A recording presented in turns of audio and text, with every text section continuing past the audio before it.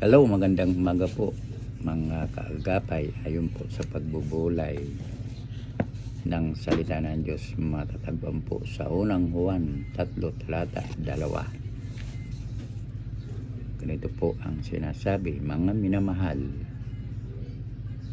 sa ngayon tayo'y mga anak ng Diyos. Tayo po'y manalangin. Amin. Diyos, maraming salamat.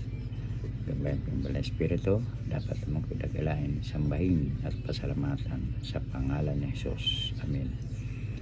Ay pamagat po, napakasarap pakinggan. Isang araw, isang nangangalakal sa New York ang nakapansin sa isang bata na may dalang kahon na panglinis ng sapatos. Ipinasya niya na magpalinis na ng sapatos. Simula noon, palagi sa tuwing dumarating ang mangangalakal, napupuna niya na sinasalubong siya ng tuwang-tuwa pagbati ng bata na parabang matagal siyang hindi nakita nito. At kung wala itong nalilinis na sapatos, masayang sumasalubong, inihahandog na siya na ang magdadala ng portfolio at kung ano pa ang kanyang bitbit, na hindi naman naghihintay ng anumang kabayaran. May nagtatakang nagtanong ang lalaki kung bakit siya lubhang napalapit dito.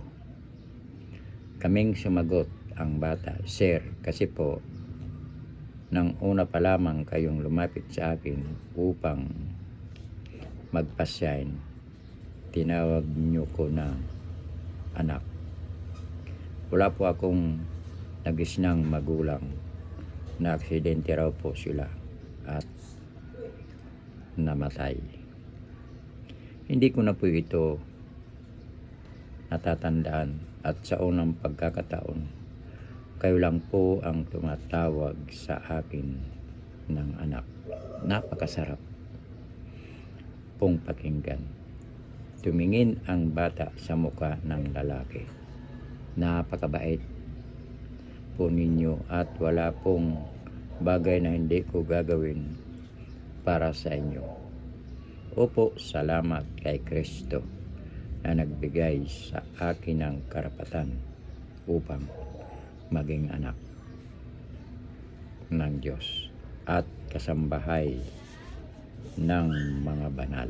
Ayon po sa pinagbulay-bulayan, mga minamahal, sa ngayon tayo'y mga anak ng Diyos. Unang Juan 3:2. Tayo po'y manalangin. Diyos amang mapagmahal, mahal din kita. Salamat po sa iyong pagtingin, sa pagpapala, sa pamamagitan ni Jesus. Ganon din po ang aming apo na si Chuchay. Ipuin mo po, Panginoon, ng inyong mapagpalang kamay sapagkat kayo manggagamot noon, ngayon at magpakailanman. Sa pangalan ni Jesus. Amen. Maraming salamat po mga kagapay sa nakikinig ng salita ng Diyos. Pagpalain po ang inyong buong sambahayan. Diyan lamang po kayo magbabalik. Sa Diyos ang papuri. Bye-bye.